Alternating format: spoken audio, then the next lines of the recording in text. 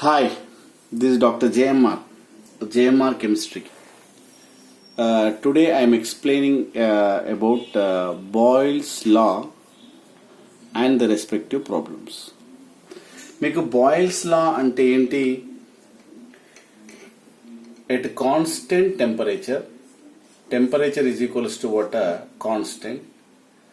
The volume of a dry gas is inversely proportional to 1/p. అంటే ఇక్కడ constant temperature దగ్గర the volume of a dry gas inversely proportional to pressure. అంటే ఏంటి? ఇది పెరిగితే ఇది తగ్గుతుంది, ఇది తగ్గితే ఇది పెరుగుతుంది, ఇన్వర్స్లీ ప్రపోర్షనల్ అన్నట్టు. మనకు ఇక్కడ కాన్స్టెంట్ కావాలి కదా. So for the removal of this one we want one constant. So K is equals V is equals to K by P. K అని అంటే ఏంటి? ఇక్కడ కాన్స్టెంట్ అన్నట్టు. అంటే మనము దీన్ని ఎలా రాయొచ్చు? PV is equals to constant అని కూడా రాయొచ్చు. అంటే మనము ఇది ప్రెషర్, ఇది వాల్యూమ్. సో P1 V1 అనుకున్నట్టయితే దీన్ని మళ్ళీ P2 V2 చూసినట్టయితే అది కూడా కాన్స్టెంట్. అంటే బోత్ ఆర్ కాన్స్టెంట్ కాబట్టి P1 V1 equals to P2 V2గా చెప్పొచ్చు. అంటే దీని మీద కొన్ని ప్రాబ్లమ్స్ మనం చేద్దాం. అంటే బాయిల్స్ లా నుండి మనకు PV is equals to constant, ఈ PV ఈజ్ ఈక్వల్స్ టు ఎలా కాన్స్టెంట్ అని కూడా మనం ప్రాబ్లం చేస్తాము.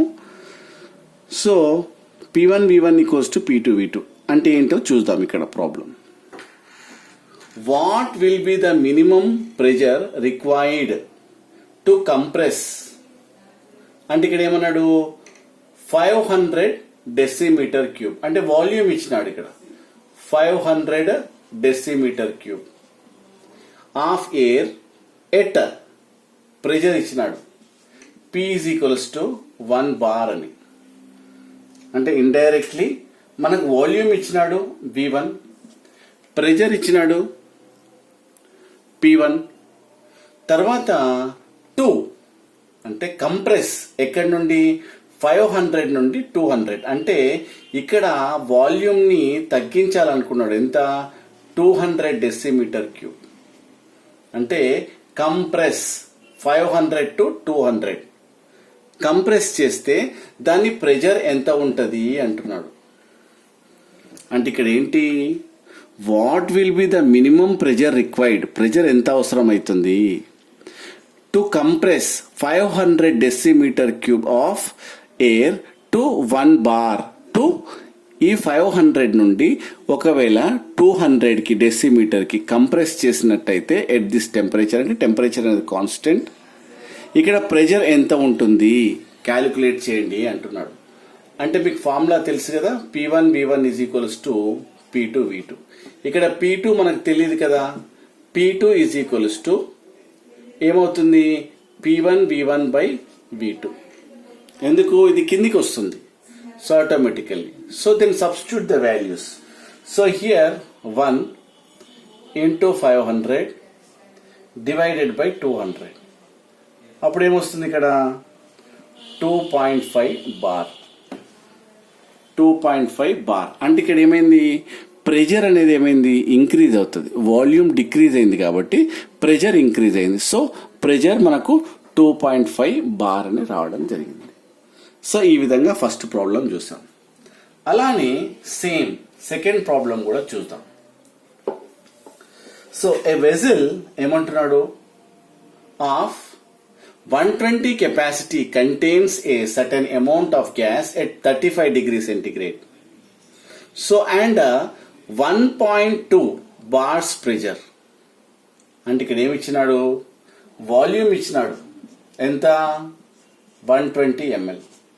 దాని తర్వాత ప్రెషర్ ఇచ్చినాడు. ఎంత? 1.2 బార్ అంటున్నాడు ఇక్కడ. 1.2 బార్ at 35 degrees centigrade. అలానే the gas is transferred to another vessel the volume of 180 ml same. అంటే ఇక్కడ ఏమైంది? వాల్యూమ్ని మనం ఏం చేసాము 180 ml ఉన్న వెజిల్లోకి ట్రాన్స్ఫర్ చేసాము. So what would be its pressure ఎంత అంటున్నాడు. ఇక్కడ ఏమన్నాడు, వాల్యూమ్ 120 ml ఉంటే దాని ప్రెజర్ 1.2 bars అంట.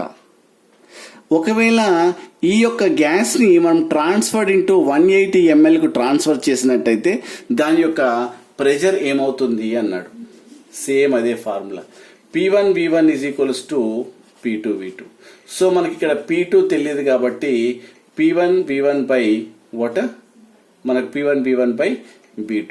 అంటే ఇక్కడ ఏమైంది, ప్రెజర్ ఎంత 120 ఇంటూ మనం వాల్యూమ్ చూడాలి P1 V1 that is 1.2 divided by V2 180 ml. మనకి ఇక్కడ ఆన్సర్ ఏమొస్తుంది, 0.8 బార్ వస్తుంది. 0.8 బార్. 0.8 బార్ అంటే ఏం జరిగింది, ఇక్కడ వాల్యూమ్ ఇంక్రీజ్ అయింది. వాల్యూమ్ అనేది ఇంక్రీజ్ అయితే ప్రెషర్ ఏమవుతుంది, డిక్రీజ్ అయింది. సో ఆ విధంగా that is the relation. So ఆ విధంగా మనకు P1 V1 is equals to P2 V2 అనేది మనం చేయొచ్చు. నెక్స్ట్ ప్రాబ్లం చూసినట్టయితే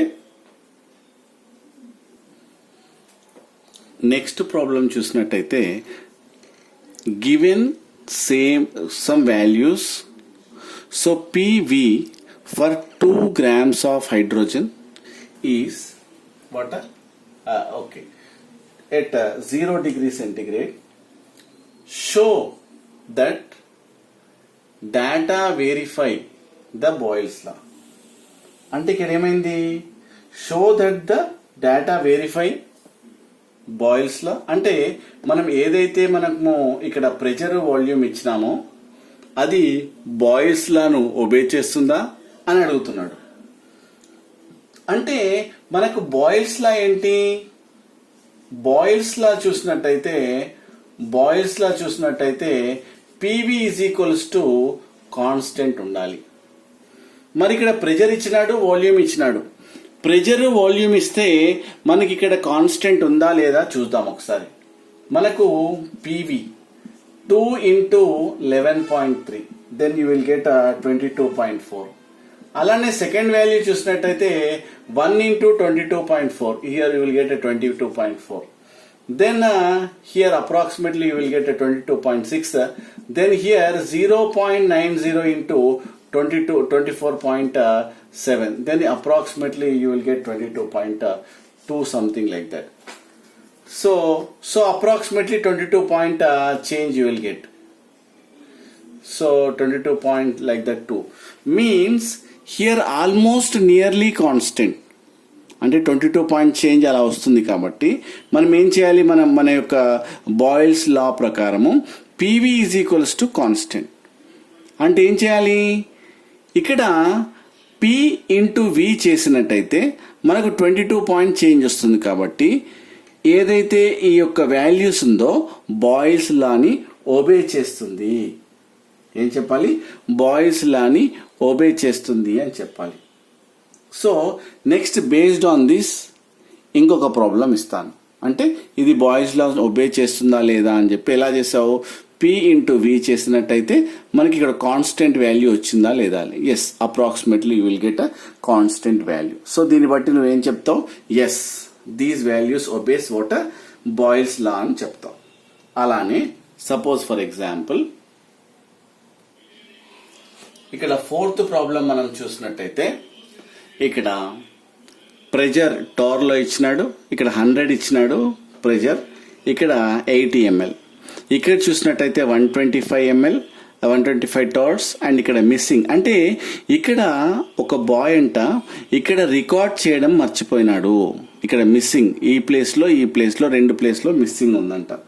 మరి ఆ మిస్సింగ్ ఉంది, మీరు ఫైండ్ అవుట్ చేస్తారా, calculate the missing observation in the table. ఏదైతే టేబుల్ ఉందో మిస్సింగ్ అబ్జర్వేషన్, ఇప్పుడు ఇక్కడ మిస్సింగ్, ఇక్కడ మిస్సింగ్, ఏ విధంగా మీరు క్యాలిక్యులేట్ చేస్తారు అని అడుగుతున్నాడు. అంటే from according to what Boyle's లా చూసినట్టయితే మనకు ఏంటది, P1 V1 is equals to P2 V2 అని మనకు తెలుసు. ముందుగా మనము P1 V1 వాల్యూ మనం ఫైండ్ అవుట్ చేస్తాం. దీనికి చూసినట్టయితే 100 into 80 చూసినట్టయితే మనకు 100 into 80 800 ఓకే 8000 వస్తుంది ఇక్కడ. సో ఇక్కడ టార్ ml వస్తుంది. సో దిస్ ఇంటూ దిస్ కాబట్టి మనకి ఇక్కడ 8000 టార్ ml వస్తుంది. ఓకే, దెన్ ఇక్కడ P2 చూసినట్టయితే ఎందుకోసం అంటే ఇక్కడ వాల్యూ మనకు తెలుసు కదా. In brackets I will write P1 is equals to 100, V1 is equals to 80. So this is from this value P1 V1 is equals to what 100 into 80. అప్పుడు నీకు ఈ వాల్యూ వచ్చింది. Then P2 is equals to ఇక్కడ 125 ఇచ్చినాడు. ఇక్కడ 125 what టోర్. ఇక్కడ V2 అనేది నువ్వు ఫైండ్ అవుట్ చేయాలి ఎంత అంటే నీకు తెలుసు కదా. ఇప్పుడు ఏంటి ఆ formula P1 V1 is equals to P2 V2. So P1 value ఎంత 100 into what V1 is 80 is equals to, so P2 value ఎంత ఇచ్చినాడు 125 into V2. డైరెక్ట్ గా ఈ వాల్యూ వేసినా సరిపోతుంది. So anyway, so V2 is equals to 100 into 80 divided by 125. అంటే ఇక్కడ ఏమొస్తుంది మనకు వాల్యూ. సో ఇది కట్ చేస్తే automatically what happen you will get 64 ml వస్తుంది. అంటే ఇక్కడ మిస్సింగ్ ఎంత, ఫస్ట్ మిస్సింగ్ అది ఏ అనేది ఎంత మిస్సింగ్ ఇక్కడ మనకు 64. సో ఫస్ట్ ఆన్సర్ ఏంటి 64. మరి అలానే సెకండ్ ఆన్సర్ చూసినట్టయితే సేమ్ ఇదే అప్లికబుల్ హియర్. ఏంటది P1 V1 is equals to P2 V2. So that is 100 into 80 is equals to మనకు P2 తెలియదు ఇక్కడ. So are P1 P2 P3 P4 అనుకో. సపోజ్ ఇఫ్ ఇట్ ఇస్ 4 అనుకో V4. సో P4 మనకు తెలియదు. So volume మాత్రం తెలుసు అదెంత 32. సో ఇక్కడ P4 is equals to 100 into 80 ఇది కిందికి వస్తుంది కాబట్టి 32. సో మనం ఇలా క్యాలిక్యులేట్ చేస్తే దెన్ యూ విల్ గెట్ 250 వాట్ టోర్ లో ఉంది కాబట్టి 250 మనకి ఇక్కడ వస్తుంది. అంటే మనము PV is equals to constant అయితే చెప్పుకున్నాము. సో ఈ PV కూడా కాన్స్టెంట్ ఉంటుంది కాబట్టి P1 V1 is equals to P2 V2 కాబట్టి నీకు ఈ రెండు వాల్యూస్ తెలిసినవి కాబట్టి ఈ వాల్యూ తెలిసి ఈ వాల్యూ తెలియదు అంటే you can use P1 V1 equals to P2 V2. అలానే ఇక్కడ వాల్యూ ఇక్కడనేమో వాల్యూమ్ తెలీదు. సపోజ్ ఇక్కడ కూడా మిస్సింగ్ అనుకో. Suppose if it is a P. So automatically what happened P1 V1 is equals to P2 V2. Suppose if it is P1 P2 P3 P4 P4 no problem. P1 V1 is equals to what a pressure P4 V4 అనుకోండి. ఎందుకోసం అంటే the fourth value కాబట్టి P4 అని పెట్టా. So P4 is equals to 100. That is we can P1 is equals to 100 ఇక్కడ 100 into 80 divided by 32. ఎందుకోసం అంటే ఇక్కడ P1 ఆల్రెడీ ఇక్కడ 100 ఇచ్చిన 100 into 80 సో డివైడెడ్ బై 32 చేసినట్టయితే మనకు వాట్ 250 టార్స్ రావడం జరుగుతుంది. అలానే కొన్నిసార్లు మనకి నెక్స్ట్ ప్రాబ్లం చూసినట్టయితే ఇక్కడ కొన్ని ప్రెజర్ వాల్యూస్ అంటే 1 ఇక్కడ వాల్యూమ్ ఏమో 22.4 what you called pressure atmosphere లో చూద్దాం. So it is given in atmosphere లో మనకు 1 ఇలా వాల్యూస్ ఇచ్చాడు. ఇతను ఏమంటాడు అంటే ఇతను ప్రెజర్ వర్సెస్ వాల్యూమ్ గ్రాఫ్ గీయండి, గ్రాఫ్ డ్రా చేయండి ఎలా వస్తుందో. Pressure versus 1/V.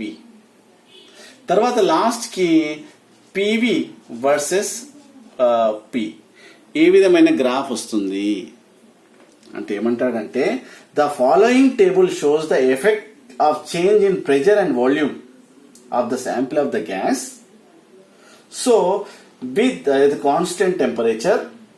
So with this data, plot the graphs of pressure versus volume, pressure versus 1/volume.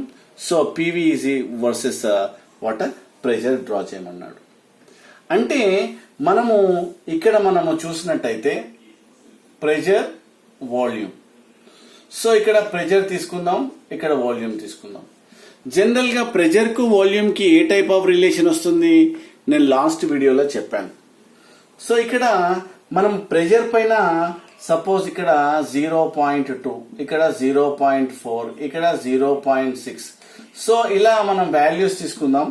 ఇక్కడ వాట్ హ్యాపెండ్, ఇక్కడ ప్రెషర్ మనము 40, 80, 120 like this will take. So ఇక్కడ చూసినట్టయితే volume మనకేమొస్తుంది, ఇక్కడ ప్రెషర్ 1 దగ్గర, ఇక్కడ చూసినట్టయితే ఇక్కడ పైన వస్తుంది 1 దగ్గర, ఇక్కడ 22.4. దాని తర్వాత ప్రెషర్ డిక్రీజెస్, స్లోగా డిక్రీజ్ అయింది. సో ఇలా వాల్యూ పెట్టుకుంటూ వస్తుంటే so automatically like this graph you will get. అంటే ఒక ప్రెషర్ ఇక్కడ 1 ఉన్న దగ్గర ఇక్కడ పాయింట్ పెట్టాలి. ఇక్కడ 20, సపోజ్ ఇఫ్ ఇట్ ఇస్ 20 అనుకోండి, 22 పాయింట్ దగ్గర డాట్ పెట్టాలి. దాని తర్వాత ఏంటి 0.9 దగ్గర. సో ఇలా డాట్ పెట్టుకుంటూ వస్తే దీని ఒక రకమైన కర్వ్ వస్తుంది. ఇలా అంటే P వర్సెస్ V కి మనకు ఒక కర్వ్ వస్తుంది. ఆ కర్వ్ ని ఏమంటారు, మనకు hyperbola. We can call it as hyperbolic curve అంటారు దీన్ని. హైపర్బోలిక్ కర్వ్ అంటారు. హైపర్బోలిక్ కర్వ్ అని అంటారు. హైపర్బోలిక్ కర్వ్ ఎందుకోసం అంటే ఇలా ఉంది కాబట్టి. అలానే మనం ప్రెషర్ వర్సెస్ 1/P, ఈ ప్రెషర్ కు 1/V వాల్యూ చేయాలంటే 1 divided by 22.4, 1 divided by 24.9, 1 divided by 26.3, 1 divided by 29.9, 1 divided by, ఎందుకోసం అంటే 1/V అన్నావు కదా. సో అందు గురించి దీనికి వాల్యూస్ చూసినట్టయితే మనకి ఈ విధమైన గ్రాఫ్ వస్తుంది. అంటే straight line passing through the origin, మనకేమొస్తుంది, straight line passing through the origin రావడం జరుగుతుంది.